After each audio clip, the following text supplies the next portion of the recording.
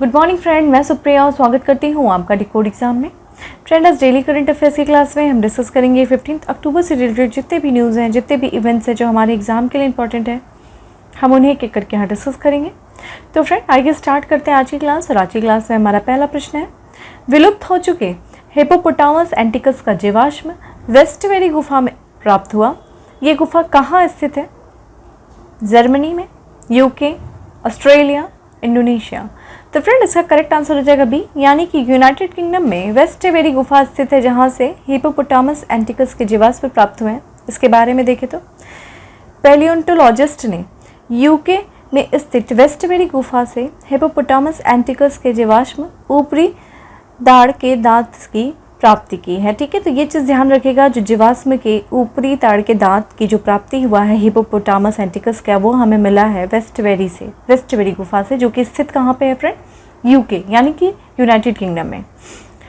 यह हिप्पो की विलुप्त प्रजाति है जो 1 से 2 मिलियन वर्ष पहले यूरोप में गर्म अवधि के दौरान रहती थी। ठीक है, तो ये जो हिप्पोपोटामस एंटिकस की जो प्रजाति ये विलुप्त हो चुकी है और ये लगभग 1 से 2 मिलियन वर्ष पहले यूरोप के गर्म अवधि में ये रहा करती थी। और कहाँ से प्राप्त हुआ? वेस्ट वेरी गुफा से, जो कि यूके में स्थित है। इसके बारे में देखें तो जलीय आवासों पर निर्भर रहने वाली यह प्रजाति आधुनिक अफ्रीकी हिप्पो से अधिक बड़ी है, जिसका वजन लगभग 3 टन था। ठीक है, ये चीज़ आप देख लीजिए। तो आपके लिए प्लेसेस इंपॉर्टेंट है, किसका जीवाश्म मिला, ये चीज़ इंपॉर्टेंट है। आगे बढ़ते हैं, नेक्स्ट प्रश्न चलते हैं। हाल ही में चर्चा में रहा जेज़रो क्रेटर किस अंतरिक्ष पिंड में स्थित है? मंगल, बृहस्पति, शनि, शुक्र। तो फ्रेंड, इसका करेक्ट आंसर हो जाएगा ए, यानी कि मंगल में स्थित है जेज़रो क्रेटर। इसके बारे में देखा जाए तो जेज़रो क्रेटर को मंगल की सतह पर शुष्क हवा से छत विछत क्रेटर के रूप में जाना जाता है। ध्यान रखिएगा, जेज़रो क्रेटर जो है वो मंगल पर स्थित है और यह भी हाल ही में काफ़ी चर्चा में है।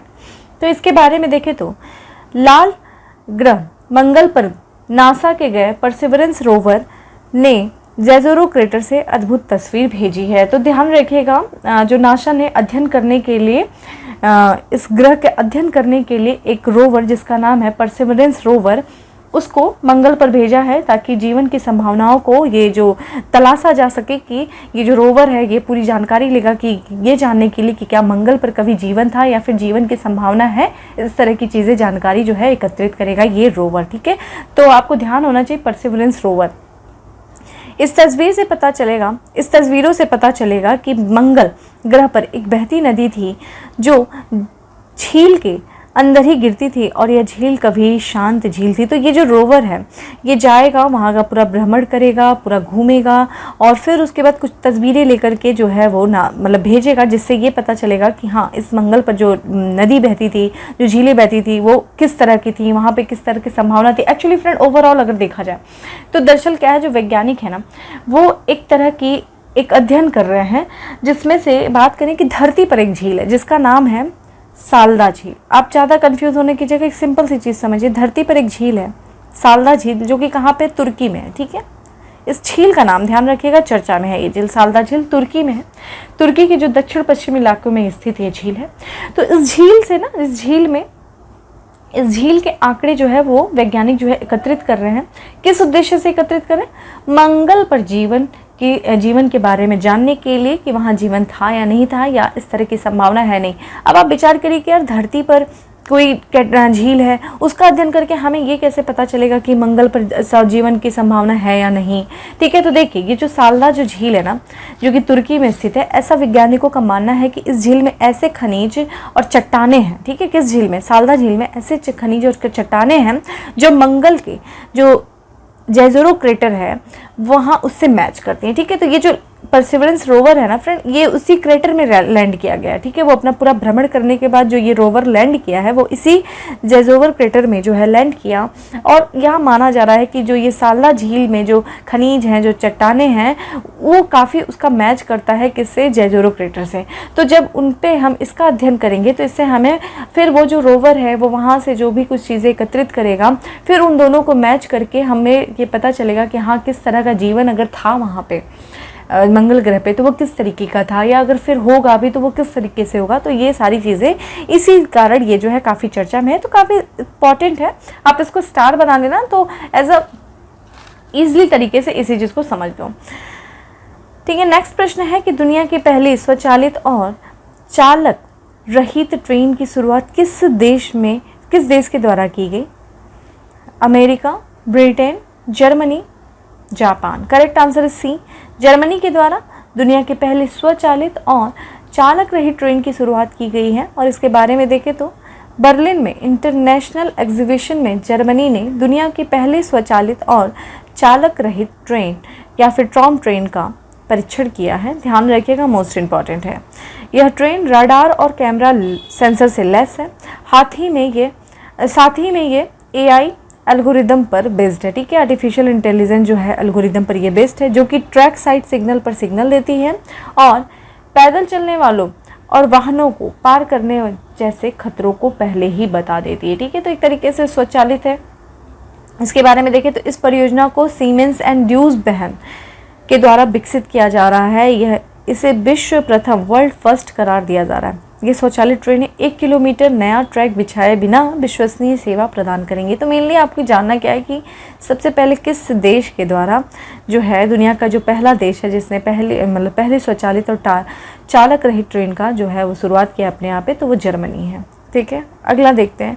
हाल ही में नागरिक उड्डयन मंत्रालय ने जिस एविएशन प्राइवेट लिमिटेड को पूरे भारत में वाणिज्यिक उड़ानें संचालित करने के लिए NOC, ठीक है, NOC मतलब होता है नो ऑब्जेक्शन सर्टिफिकेट या फिर अनापत्ति प्रमाण पत्र दिया है, वो कौन सा है? एयर इंडिया, इंडिगो, विस्तारा या फिर SNV एविएशन प्राइवेट लिमिटेड। तो फ्रेंड इसका करेक्ट आंसर हो जाएगा D, SNV aviation private limited को नागरिक उड्डयन मंत्रालय के द्वारा नो ऑब्जेक्शन सर्टिफिकेट दिया गया है। किस चीज़ के लिए? पूरे भारत में वाणिज्यिक उड़ान संचालित करने के लिए। इसके बारे में देखें तो नागरिक उड्डयन मंत्रालय ने SNV एविएशन प्राइवेट लिमिटेड को 2022 में आकाशा एयर ब्रांड के नाम के तहत पूरे भारत में वाणिज्यिक उड़ानें संचालित करने के लिए NOC अनापत्ति प्रमाण पत्र यानी कि नो ऑब्जेक्शन सर्टिफिकेट प्रदान किया है। तो ध्यान रखिएगा, ब्रांड क्या है? आकाशा एयर। 2022 से आकाशा एयर ब्रांड से SNV एविएशन प्राइवेट लिमिटेड जो है वो वाणिज्यिक उड़ानें जो है वो संचालित करेगा। इसके लिए NOC जो है वो उनको प्रदान किया गया है और भी कुछ फॉर्मेलिटी बची वो भी कंप्लीट हो जाएगी। इस प्रस्तावित एयरलाइंस जो है वो राकेश झुनझुनवाला, बिग बुल या वॉरेन बेस्ट ऑफ इंडिया द्वारा समर्पित है। तो ये राकेश जो झुनझुनवाला हैं, ये देखा जाए शेयर बाजार के दिग्गज जो है ये निवेशक हैं और इन्हीं के जो झुनझुनवाला की जो आकाशा एयरलाइंस को नागरिक उड्डयन मंत्रालय ने NOC जो है वो प्रदान किया है। इंटरनेशनल डेट स्टैटिस्टिक्स 2022 रिपोर्ट किस संस्था के द्वारा जारी किया गया? वर्ल्ड बैंक, ADB यानी कि Asian development bank, IMF, UNCTAD. तो फ्रेंड इसका करेक्ट आंसर हो जाएगा ए, वर्ल्ड बैंक के द्वारा इंटरनेशनल डेट स्टैटिस्टिक्स रिपोर्ट 2022 जो है वो जारी किया गया है। आइए इसके बारे में देखते क्या है।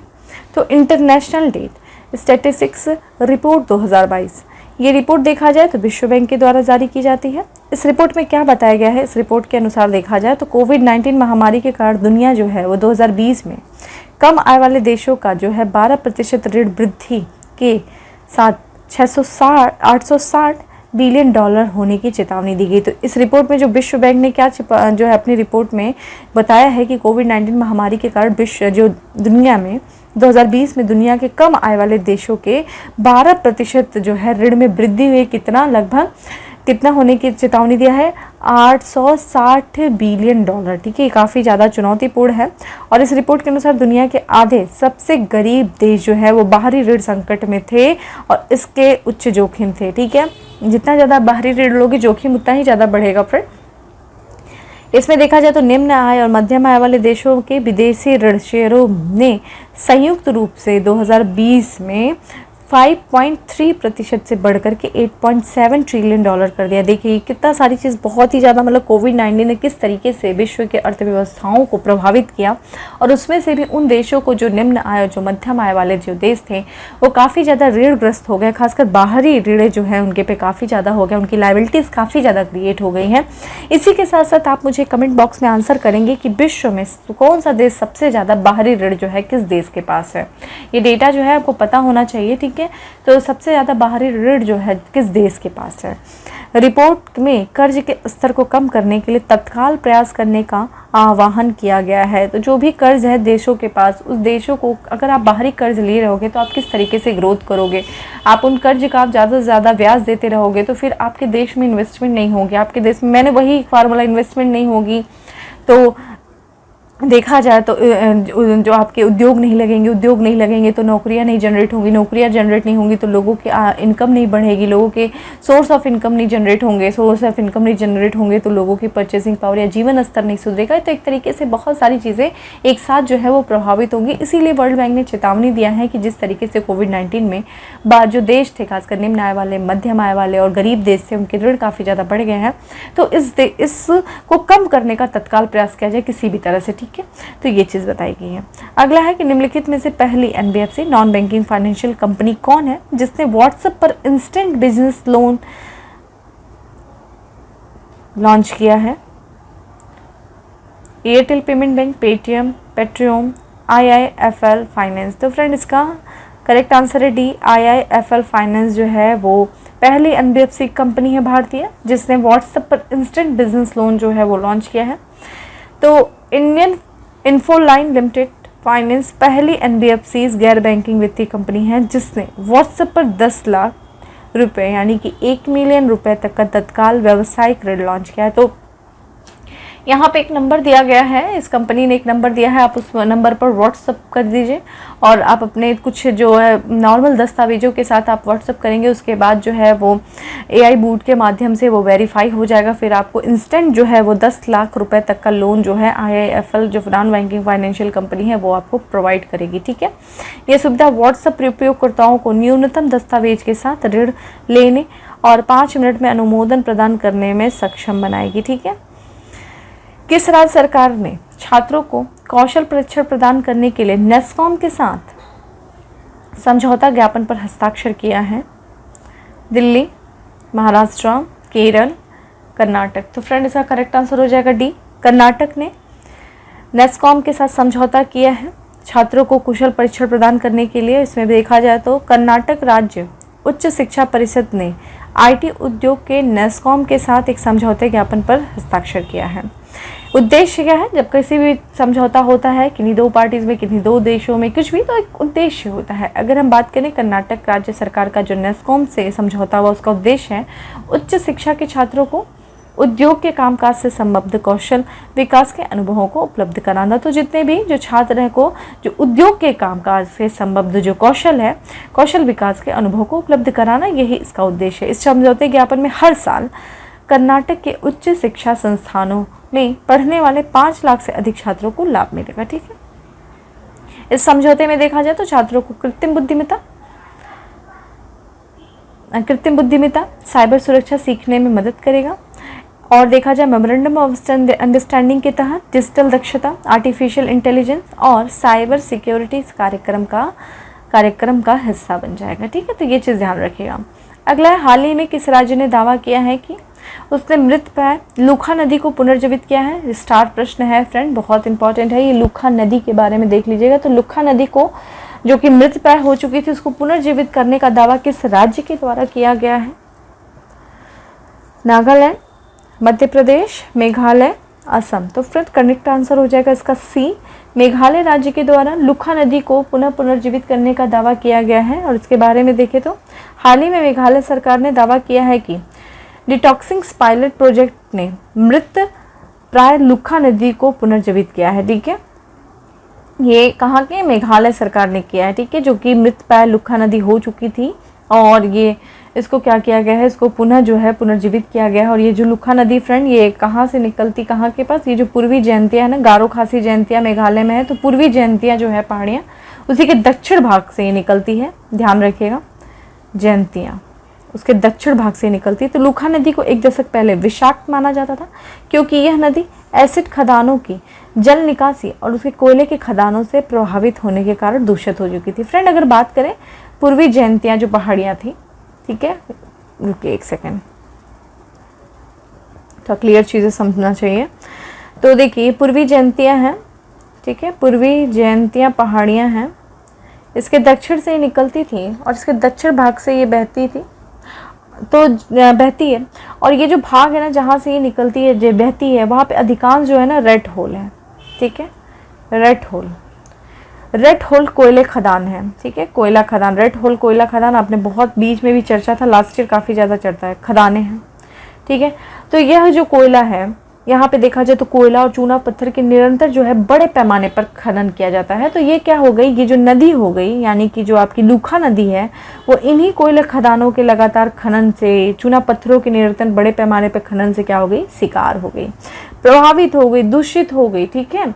जो कहा जाता है कि इस नदी में जब लगातार आप कोई नदी बगल से गुजर रही है और उधर बगल में खदान है और आप लगातार उस खदान का क्या कर रहे हो, खनन कर रहे हो, तो वो नदी क्या हो गई, प्रदूषित होगी। तो वहाँ प्रदूषण काफ़ी ज़्यादा बढ़ गया, जिसकी वजह से ये नदी जो है वो मृतप्राय घोषित हो गई थी, जिसको हाल ही में देखा जाए तो इसमें फाइटो रेमेडिएशन पद्धति का उपयोग करके नदी के विसरण के लिए किया गया था। तो ध्यान रखिएगा, फाइटो रेमेडिएशन पद्धति क्या होता है, मोस्ट इंपॉर्टेंट, का उपयोग नदी के विसरण के लिए किया जाता है, जिसमें पानी के प्रमुख विषाक्त पदार्थों को निकालने के लिए शैवाल का उपयोग किया जाता है। मोस्ट इंपॉर्टेंट, ये स्टार्ट कर लीजिए कि पूछ भी सकता है डायरेक्ट, ये फाइटो रेमेडिएशन पद्धति जो है वो किसके लिए इस्तेमाल किया जाता है।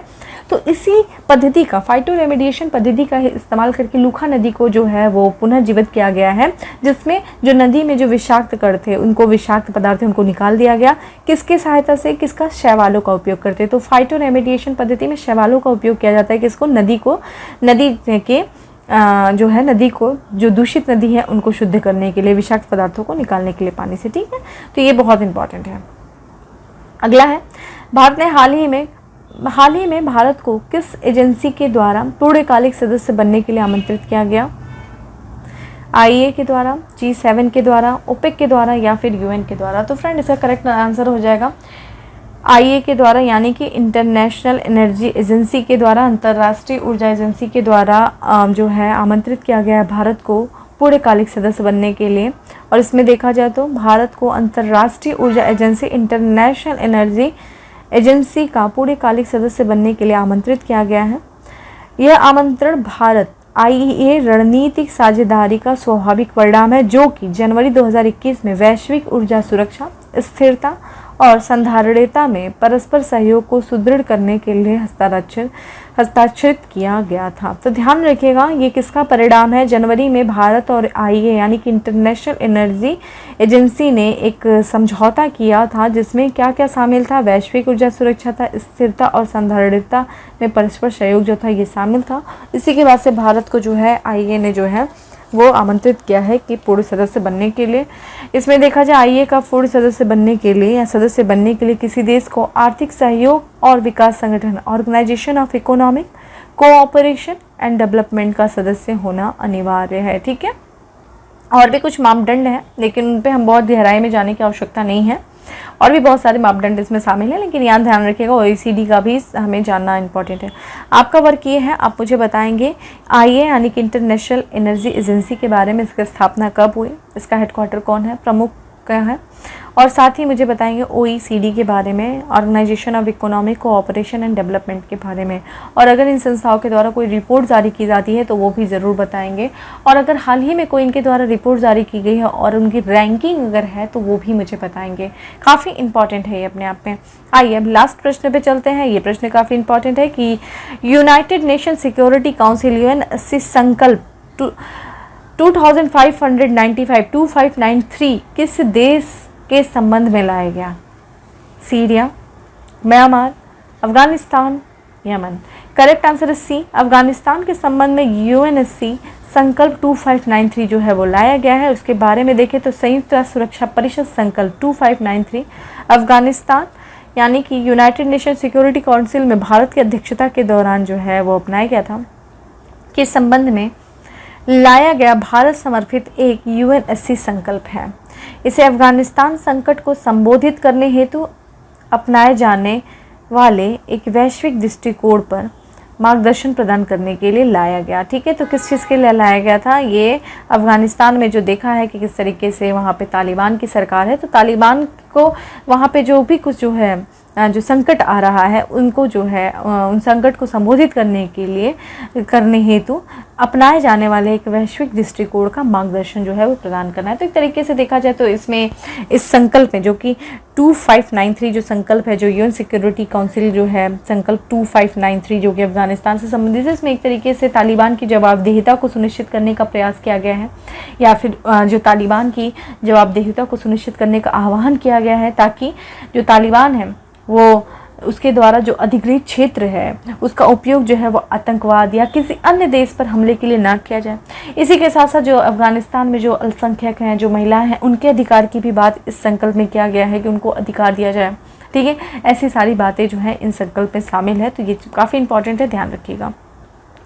ये हमारा 10 क्वेश्चंस थे। अब आगे बढ़ते हैं और हम डिस्कस करेंगे फैक्ट्स ऑफ द डे में कि पहला फैक्ट्स है कि दुनिया के एक्सक्लूसिव $100 बिलियन क्लब में शामिल होने वाले पहले भारतीय कौन है? वो मुकेश अंबानी। इनकी कुल संपत्ति $100.6 बिलियन है और इसी के साथ साथ ये 11वें स्थान पे है। ठीक है, तो दुनिया के एक्सक्लूसिव $100 बिलियन क्लब में शामिल होने भारतीय मुकेश अंबानी। कुट्टिकट्टूर आम और अंडयूर मिर्च को भौगोलिक जीआई टैग जो है वो प्रदान किया गया है, और ये किस राज्य से संबंधित है? कुट्टिकट्टूर आम और अंडयूर मिर्च ये केरल राज्य से संबंधित हैं। सेनको गोल्ड एंड डायमंड ने अपनी संपूर्ण गोल्ड ज्वेलरी रेंज के लिए अपना ब्रांड एम्बेसडर बनाया है। किसे? कियारा आडवाणी को। ठीक है, किसने? सेनको गोल्ड एंड डायमंड ने अपने ब्रांड एम्बेसडर कायरा, जो अभिनेत्री कायरा आडवाणी है, उनको बनाया है। अगला है 120 भाषाओं में गाने का गिनीज रिकॉर्ड बनाया किसने? 16 वर्षीय सुचिता सतीश के द्वारा। सतीश ने इन्होंने 120 भाषाओं में गाना गा करके Guinness book of world record बनाया है। दिल्ली विश्वविद्यालय के कुलपति नियुक्त हुए योगेश सिंह। सत्यजीत रे पुरस्कार के लिए किसे चुना गया? वेजवाड़ गोपाल को सत्यजीत रे पुरस्कार के लिए चुना गया। हाल ही में जारी यूनेस्को द्वारा एक रिपोर्ट के अनुसार राज्य में 2631 यानी कि 2631 स्कूलों में सिर्फ एक शिक्षक है। वो राज्य कौन सा है? तमिलनाडु। तो यूनेस्को के द्वारा एक रिपोर्ट जारी की गई जिसमें बताया गया कि तमिलनाडु राज्य में 2631 स्कूलों में मात्र एक टीचर है। अगला है हाल ही में गिनी देश के नए प्रधानमंत्री के रूप में नियुक्त है कौन? मोहम्मद वेबगोई जो हैं वो गिनी के प्रधानमंत्री बने हैं। उपराष्ट्रपति एम वेंकैया नायडू द्वारा वायुश्रेष्ठ सम्मान से सम्मानित किया गया किसे? वीएस नटराजन। ठीक है, तो वीएस नटराजन जो है वो एम वेंकैया नायडू द्वारा वायुश्रेष्ठ सम्मान से सम्मानित किए गए। आईसीजे कर्मियों को वीरता पदक से सम्मानित किया गया किसके? जो रक्षा मंत्री राजनाथ सिंह के द्वारा आईसीजे कर्मियों को वीरता पदक से सम्मानित किया गया। वर्ष 2036 के ओलंपिक खेलों की मेजबानी की जाए किसके द्वारा? भारत के द्वारा। ठीक है, अभी कहाँ की गई थी? टोक्यो का 2020 का टोक्यो किया गया था। 2024 का कहाँ होगा? पेरिस में होगा। 2028 का कहाँ होगा? ये कहाँ पे होगा फ्रेंड? लॉस एंजल्स में होगा। 32 का कहाँ होगा? 32 का कहाँ होगा? ऑस्ट्रेलिया में होगा। ठीक है, और फिर 36 का कहाँ होगा? भारत में होगा। ठीक है, तो ध्यान रखिएगा। नेक्स्ट है फैक्ट्स ऑफ द डे में प्रधानमंत्री नरेंद्र मोदी की सलाह के रूप में नियुक्त किए गए पूर्व अधिकारी अमित खेर हैं। ये आईएएस अधिकारी थे और ये अमित खरे को प्रधानमंत्री नरेंद्र मोदी का सलाहकार जो है वो नियुक्त किया गया। खाद्य कीमतों की कमी के कारण खुदरा मुद्रास्फीति सितंबर में बढ़कर रह गई। कितना रह गई? 4.35%। स्टार प्रश्न। उपराष्ट्रपति एम वेंकैया नायडू ने उत्कृष्टता के लिए 22वां लाल बहादुर शास्त्री राष्ट्रीय पुरस्कार प्रदान किया किसे? डॉक्टर रणदीप गुलेरिया को। ठीक है, तो 22वां लाल बहादुर शास्त्री पुरस्कार किसे सम्मानित किया गया? डॉक्टर रणदीप गुलेरिया को। अगला है एनर्जी एफिशिएंसी सर्विसेज लिमिटेड ने प्रतिनियुक्ति पर मुख्य अधिकारी कार्यकारी अधिकारी के रूप में नियुक्त किया किसे? अरुण कुमार मिश्रा को किया है। ठीक है, एनर्जी एफिशिएंसी सर्विसेज लिमिटेड। अंतर्राष्ट्रीय प्राकृतिक आपदा न्यूनीकरण जो है वो 13 अक्टूबर को जो है वो मनाया गया। तो ये हमारा फैक्ट्स ऑफ द डे था। अब आ जाते हैं हम उत्तर प्रदेश स्पेशल पे। उत्तर प्रदेश स्पेशल की बात करें तो बीते 4 साल में प्रदेश का यानी कि उत्तर प्रदेश के निर्यात में जो कितने प्रतिशत की बढ़ोतरी हुई है, 38%। ठीक है, तो ये निर्यात में बढ़ोतरी हुई 38% उत्तर प्रदेश में। किस प्रदेश में बाघ व तेंदुओं के लिए 4 रेस्क्यू सेंटर बनाए गए हैं? उत्तर प्रदेश में। ठीक है, आत्मनिर्भर कृषक समन्वित विकास योजना संबंधित है उत्तर प्रदेश से। अगला है, किस राज्य के मेडिकल कॉलेजों के डॉक्टरों को अब 70 साल पर रिटायरमेंट मिलेगी? उत्तर प्रदेश के। ठीक है, तो उत्तर प्रदेश में जो डॉक्टर हैं कार्यरत हैं, अब उनकी जो रिटायरमेंट जो एज है वो 70 कर दी गई है। किस हाई कोर्ट के जज न्यायमूर्ति डॉक्टर गौतम चौधरी ने 2000 से अधिक निर्णय हिंदी में देकर के नया कीर्तिमान बनाया? इलाहाबाद उच्च न्यायालय के जज जो हैं डॉक्टर गौतम चौधरी, इन्होंने 2000 से अधिक जो निर्णय वो हिंदी में देकर के नया कीर्तिमान बनाया है इलाहाबाद हाईकोर्ट के जज से। तो फ्रेंड, इस तरीके से था हमारा आज का न्यूज़ था। हमने देखा, चूँकि आप आज की न्यूज़ में कुछ खास ऐसा डिस्कशन जैसा कुछ था नहीं, ज़्यादा तो फैक्ट्स थे जहाँ पे मुझे लगा कि आपको चीज़ें कुछ क्लियर करनी चाहिए, वहाँ पे हम लोगों ने देखा। बाकी आप लोग अभी मुझे पता है काफ़ी व्यस्त हो चुके हैं, काफ़ी लोग अभी करंट अफेयर्स की सीरीज़ को नहीं देख रहे हैं, लेकिन फिर भी कोशिश करिए फास्ट मूड में ही देख लीजिए, स्पीड बढ़ा करके, क्योंकि करंट अफेयर्स को देखना चाहिए। यहाँ से हमें बहुत सारी चीज़ें पता चलती हैं जो एग्ज़ाम में आती हैं। ठीक है, तो फिर वैसे आप लोग अच्छे से एग्ज़ाम की प्रिपरेशन करिए। फिर मिलेंगे अपने नेक्स्ट सेशन में, तब तक के लिए bye, have a good day, stay safe and stay happy.